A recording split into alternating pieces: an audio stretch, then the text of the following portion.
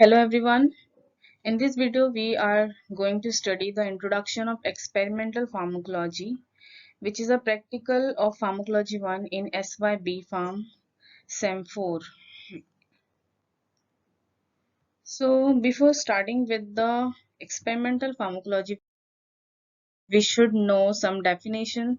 So let's study about the definition of pharmacology.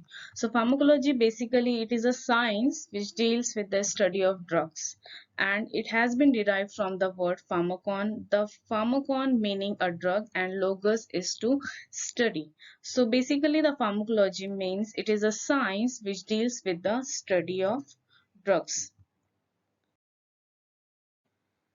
So what does the pharmacology covers and which information it basically covers? First, the most important thing, what is the history behind the drug, from where it has been derived, or what is the source of the drug? So the source may be of a herbal source, it may be a synthetic source, or it may be a semi-synthetic source. And it also covers the information about physico-chemical properties which we learn basically in the pharmaceutics subject, for example solubility, surface tension, etc. The physico-chemical properties and the mechanism of action. So you should know what is the difference between the physiological properties and the mechanism of action. So let's take an example of physiological properties. Let's take an example of paracetamol, which is a well-known drug for fever, for headache, and for any inflammation. And yes, the paracetamol physiological properties, the reduction in fever, the it reduces fever basically, right? So that reduction in fever, it is also called as antipyretic activity.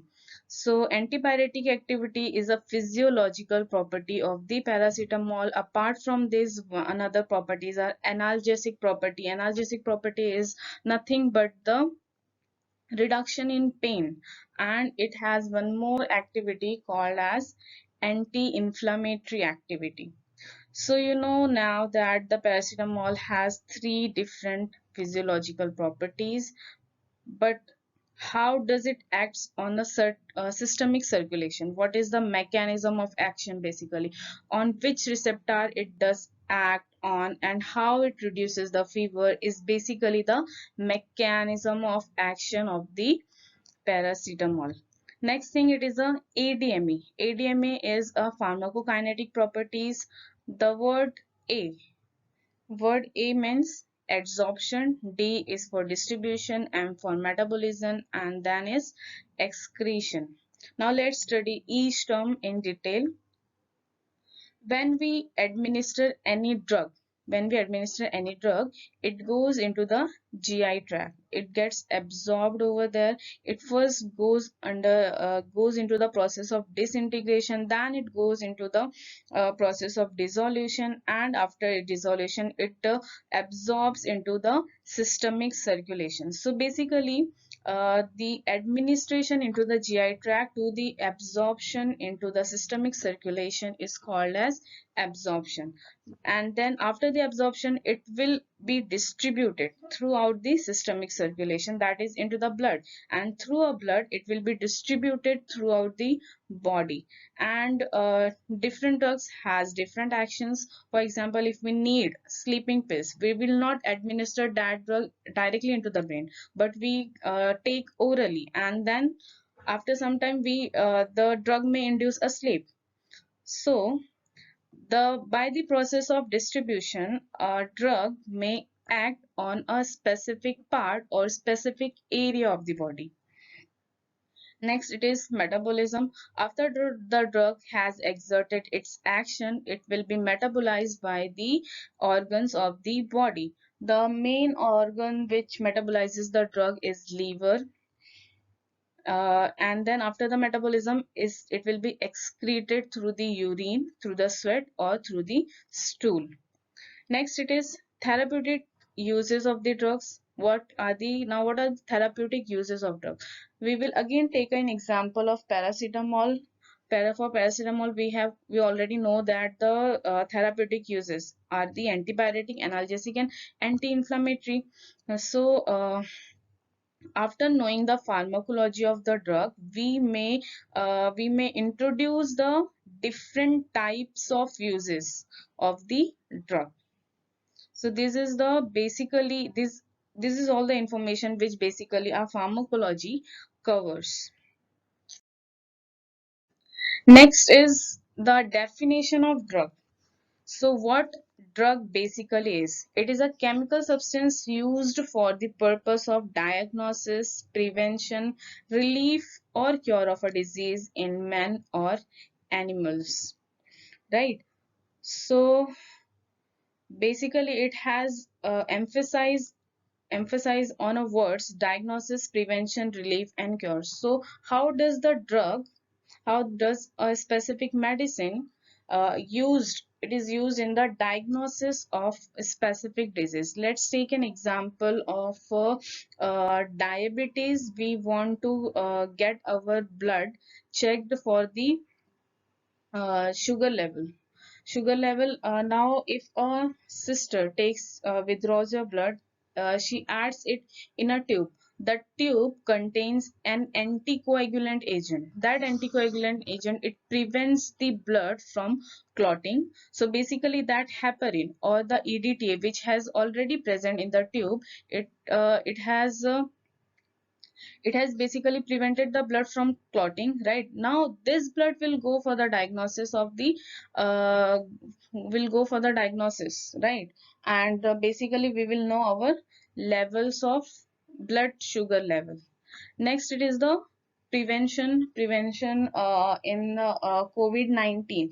You have taken so many tablets of vitamin C, tablets of zinc. So these medicines were basically a preventive medicines for the COVID-19, as the doctor said. Why? Because they were in increasing our immune system, right? They were increasing our immune system so that those persons who had a strong immune system does not get COVID. So the basically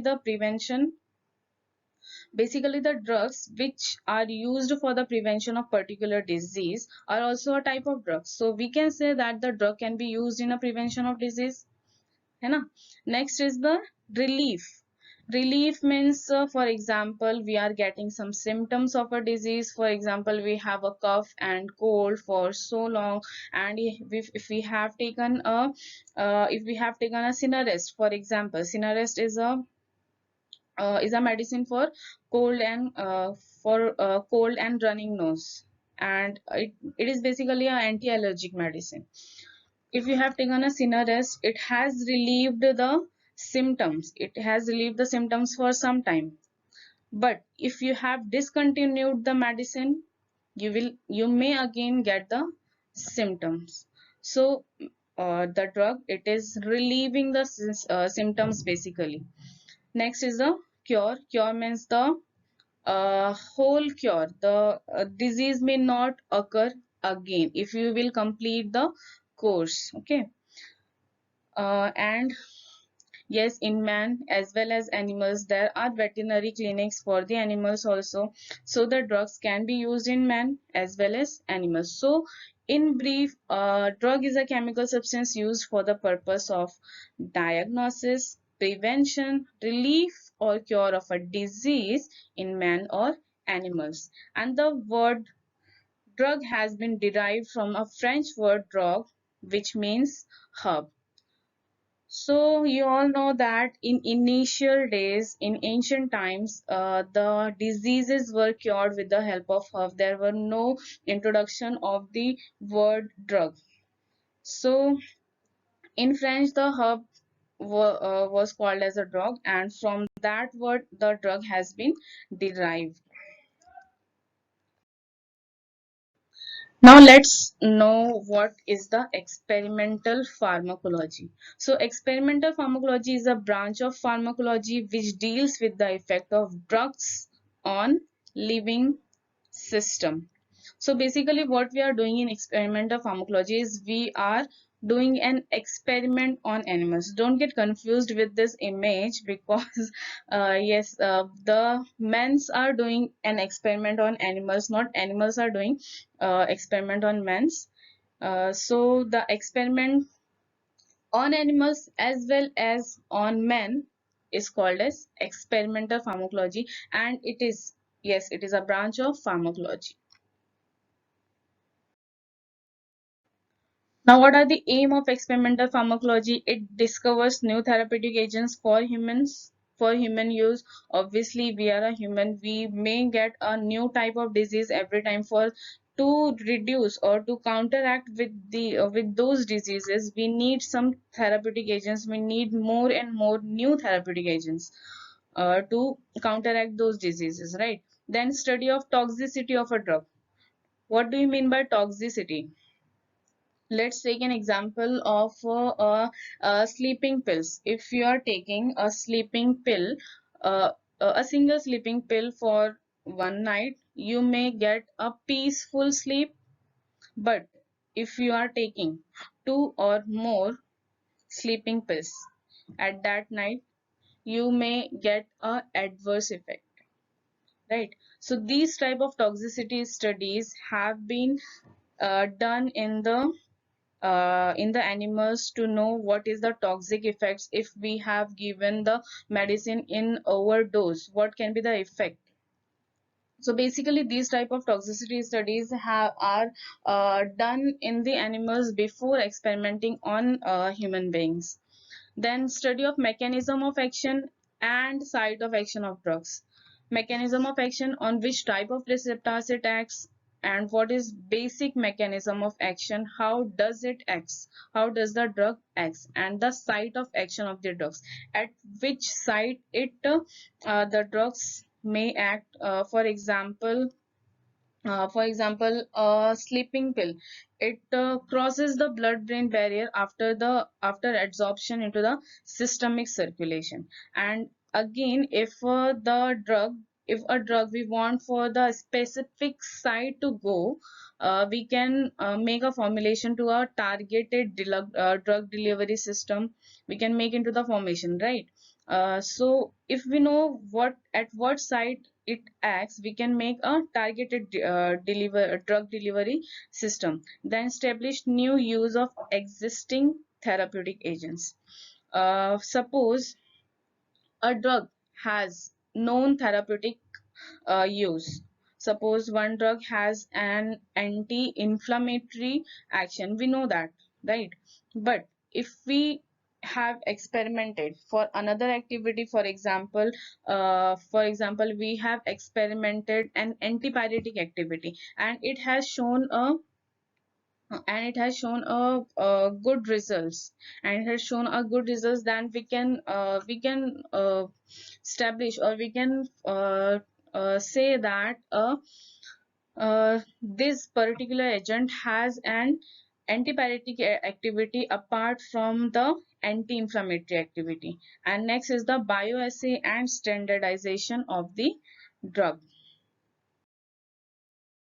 Next, what are the stages of experimental pharmacology? Since experimental pharmacology involves the discovery of new drugs or to study the action of existing drug, it is done in two main stages. The two main stages of experimental pharmacology is preclinical experimental pharmacology, also called as preclinical research, and next the stage 2, it is a clinical pharmacology, also called as clinical trials. The preclinical pharmacology or preclinical trials involves the identification and optimization of novel chemical lead structure and testing them on animal and animal tissue or organ for their biological actions. So we can use a whole animal or a organ or the tissue of an animal. If we are using a whole animal, or if we are doing an experiment on whole animal, that type of study is called as in vivo preclinical study. And if we are using a small tissue or organ for the experiment, then it is called as in vitro type of study. Then after the drug has shown a specific activity on animals, then move to the we can proceed for the uh, clinical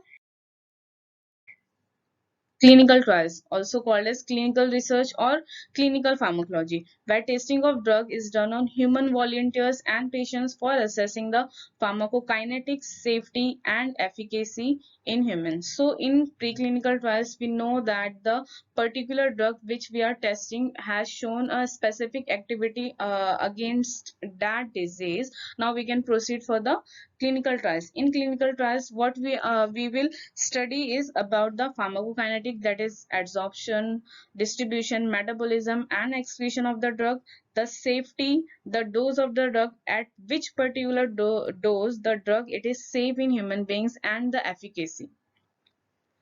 Now this clinical trials it is performed in various phases: phase 1, phase 2, phase 3, and phase 4. The detailed study of these phases of clinical trials is in your final year B Pharm. So I'm just telling you about in a short. So preclinical, that is a laboratory study or the study on the humans. Phase 1, in phase 1 clinical trials, the trials has been done on a healthy human volunteers. They do not have any diseases basically. So in phase 1 clinical trials, around 2 to 10 healthy volunteers have been taken, and the drug has been administered to check whether the particular dose it is safe on that human being or not. In phase 2 clinical trials, phasing and safety and dosing has been evaluated, and this study is in 10 to 100 healthy volunteers. In phase 3 clinical trials, safety and efficacy has been evaluated, and this study is done between 100 to 300 uh, disease induced volunteers, or you can say non-healthy, or you can say patients, right? After the drug has been evaluated as safe and efficacious, it can be released into the market. And after releasing into the market, the study is continued, and that study is called as phase 4 clinical trial, or also called as post marketing surveillance. This has been done because some drug may have a extended or delayed adverse reactions. So in phase 4 clinical trials, basically a delayed adverse reactions has been studied. So this was all about the experimental pharmacology. I have also included some viva and synopsis questions. So this can be asked in the viva and synopsis during the examinations. This is the reference. Thank you for watching. Please subscribe my channel.